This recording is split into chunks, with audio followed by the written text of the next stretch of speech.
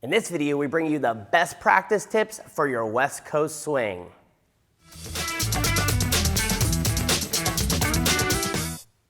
What's up, gang? Brian B, West Coast Swing Online, here on your Frustration Fridays, where we cover a frustrating, tricky topic of West Coast swing and other dances. And in this video, we're going to talk about some practice tips. So whether you do not have a partner, whether you do have a partner, whether you're on lockdown from the coronavirus, we're going to cover some practice tips. Now, we have a great resource, a really good resource, a blog post that we did on this topic that has a lot more information that I can cover in this video. So if you want that, you can grab it in the corner. Megan will link it up in the description below. But let's talk about some different things that we can do to structure our practice. So one suggestion, this is going to be all over the place. One suggestion is to keep a practice log. Now, why would we keep a practice log?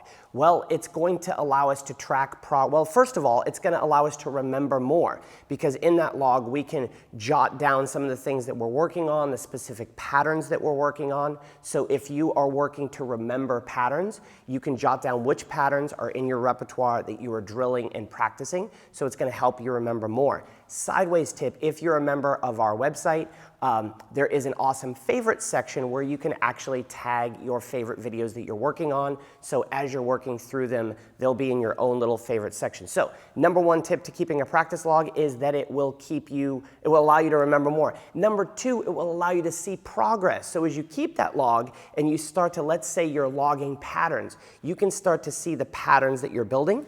It'll help you remember them, and it will actually, you'll be able to see over time all the different patterns you've learned. Same thing as you're drilling techniques, you'll be able to see, hey, I worked on footwork for 3 practices or 4 practices or 3 weeks or a month.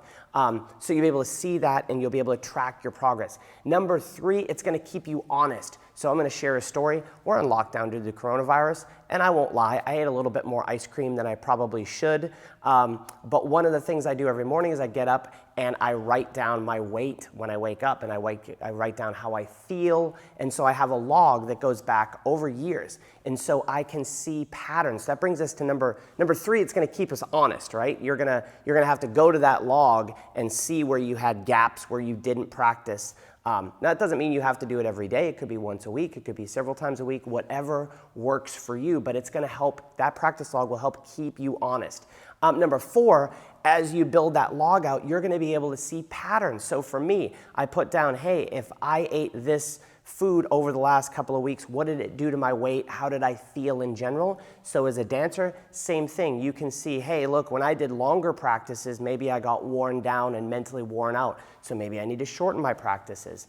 So you'll be able to see patterns. So there's a value in keeping track of it. Number 5, you're going to be able to expand your repertoire, right? Because as you build on patterns and techniques, you'll say, hey, man, I've drilled a bunch of footwork. What's next, right? Where else can I drill my footwork?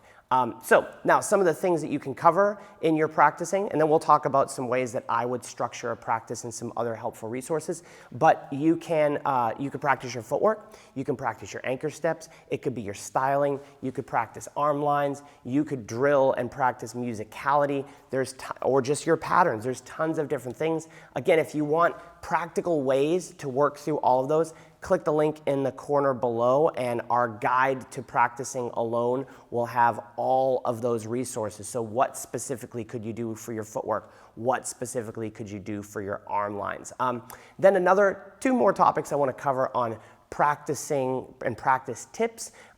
Some different styles of practice. Now, I know from years and years of dancing that we have lots of different personalities, right? This is dancing, so we for sure have the artist types, and I probably fall into that category a good degree.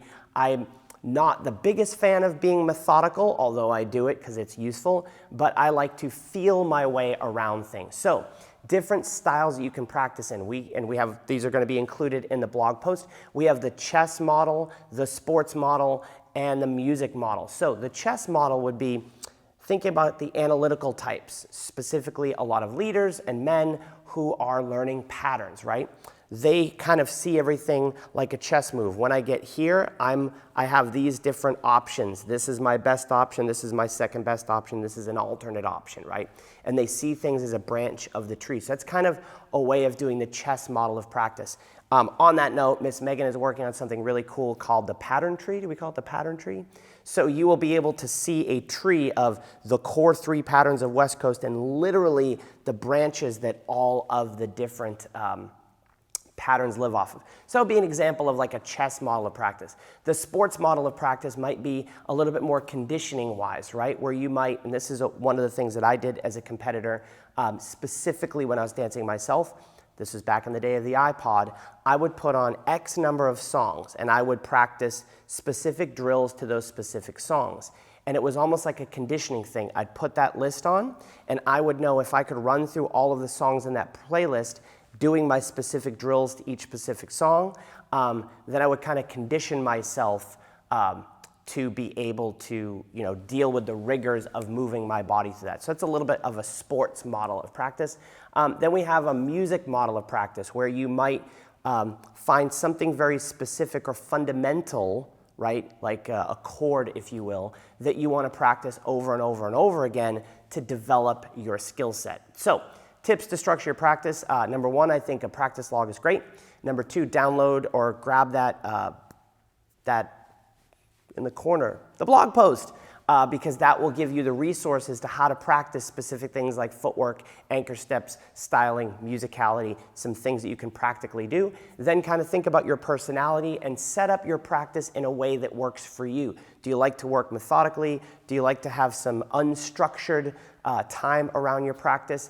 And then by using your practice log, you'll be able to see what works best for you. Do you work best in small bursts? I remember earlier or late last year, I was practicing playing the drums and I literally kept a practice log and I would literally walk by my little practice pad.